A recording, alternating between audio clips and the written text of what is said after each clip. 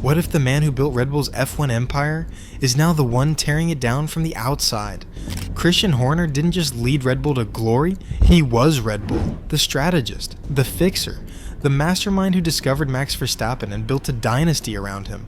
But after a year of scandals, betrayals, and power struggles, Horner's been backed into a corner, or so it seemed. Because while Red Bull scrambled to clean up the mess, Horner was already planning his revenge. Quiet meetings, strategic alliances, and a new team, Alpine, ready to hand him the keys to their kingdom. Now, the man Red Bull tried to silence might steal everything they care about. Their dominance, their reputation, even their golden driver. And here's the kicker, they've got until January 2026 to stop him. After that, it's open season. This isn't just a rivalry, it's a ticking time bomb. And when it explodes, Red Bull might not survive the fallout.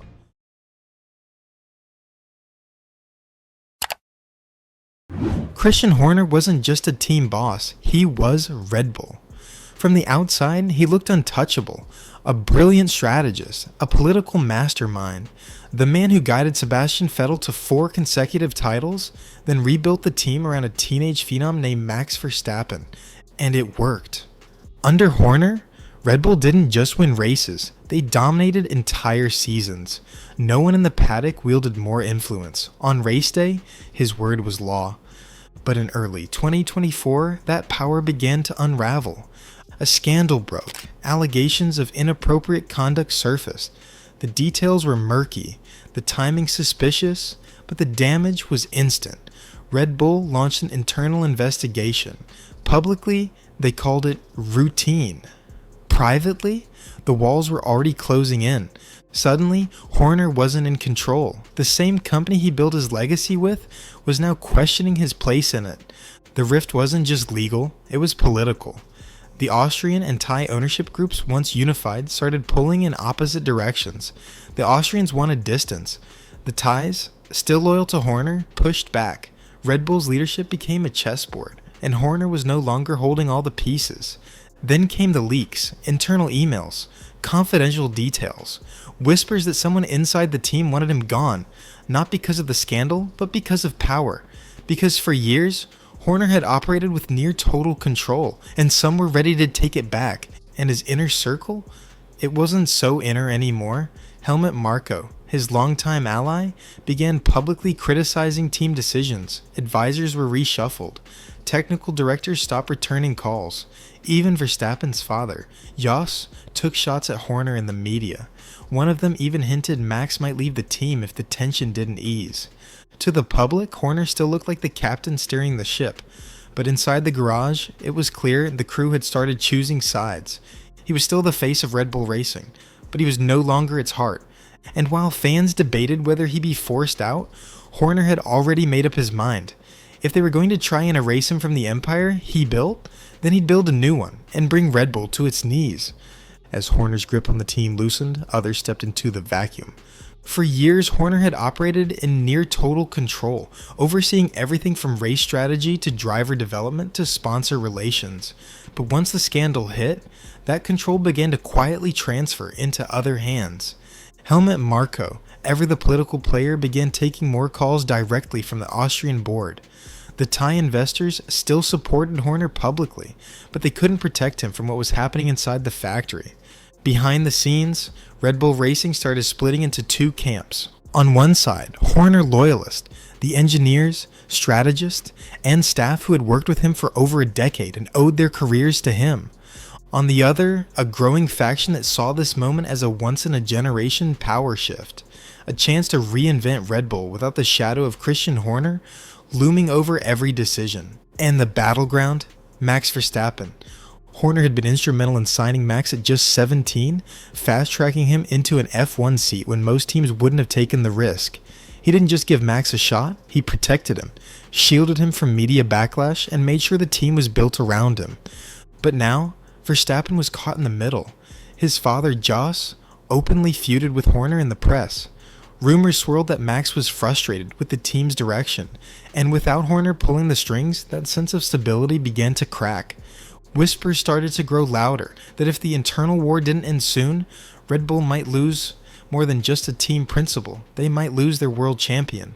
While Red Bull scrambled to contain the chaos, Christian Horner disappeared from the spotlight.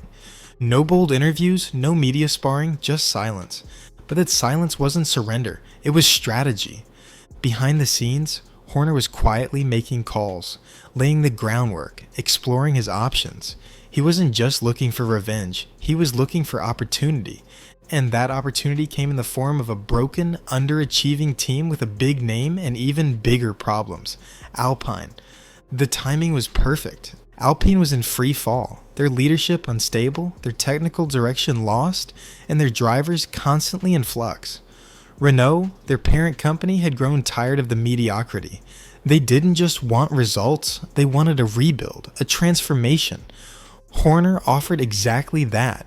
Whispers of meetings with Renault executives began to surface. Quiet lunches, phone calls no one would confirm.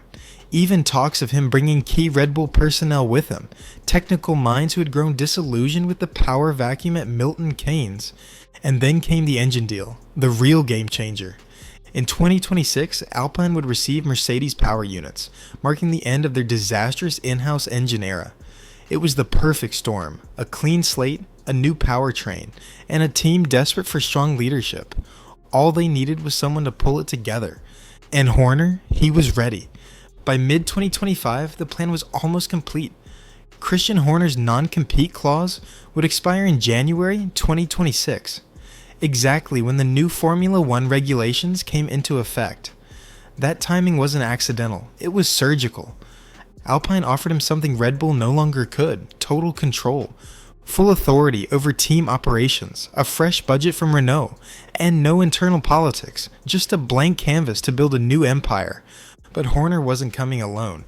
He began quietly recruiting trusted engineers, performance analysts, and even marketing leads from Red Bull. Some had already been pushed aside during the scandal, others were just waiting for the signal. And the crown jewel of his plan? Max Verstappen. It sounded unthinkable, until it didn't. If Verstappen grew tired of Red Bull's internal drama, if he lost faith in the leadership, why wouldn't he follow the man who made him a champion? The idea of Max driving a Mercedes-powered Alpine under Horner's command sent shockwaves through the paddock. Sponsors began asking questions. Analysts started predicting the unthinkable. This wasn't just a new chapter, it was a full-blown takeover. Red Bull still looked dominant on the track, but inside the garage, everything was falling apart. Verstappen was winning, but his relationship with team leadership had never been more strained. The team had tried to paper over the cracks, but insiders said the tension was obvious. Quiet meetings behind closed doors, selective briefings, and Verstappen's growing frustration with the car's development path. The real problem? Red Bull's future wasn't secure, their partnership with Honda was ending. The new Ford power unit project was already running into delays and performance issues. And without Horner, the man who had brokered countless supplier and sponsor deals, Red Bull's once stable foundation now felt shaky. One by one, the pillars of their dominance started to wobble. Adrian Newey's role was in question, key engineers were rumored to be looking elsewhere. Even Red Bull's junior driver pipeline was being mismanaged. The worst part? Red Bull didn't have a clear leader anymore. They had managers, departments, meetings, but no vision. The very thing that made them unstoppable was now working against them. And Horner, he was watching it all crumble, piece by piece. For Horner, this was never just about a job. It was about legacy. He had given Red Bull 2 decades of his life, built it from a midfield joke into a dynasty. And when things got ugly, they didn't just distance themselves. They tried to erase him. That cut deep. Horner didn't just want to come back. He wanted to prove that without him, Red Bull was nothing. That every title, every podium, every driver's success, it all led back to him. And Alpine was the perfect vehicle for that revenge. Because if he could take a team like Alpine, a struggling midfield outfit, and turn them into title contenders in just a few years, it wouldn't just be redemption, it would be humiliation for Red Bull. The media would rewrite the story. Horner wouldn't be the disgraced ex-principal, he'd be the mastermind who rebuilt not 1, but 2 championship teams. And Red Bull, they'd be remembered as the team that lost everything the moment they lost him. Now, the F1 world is holding its breath. Because whether Red Bull admits it or not, the clock is ticking. Christian Horner's non-compete clause officially ends in January 2026, just as the biggest regulation shakeup in years hits the sport. Every team will be forced to redesign their cars. Every advantage will be reset.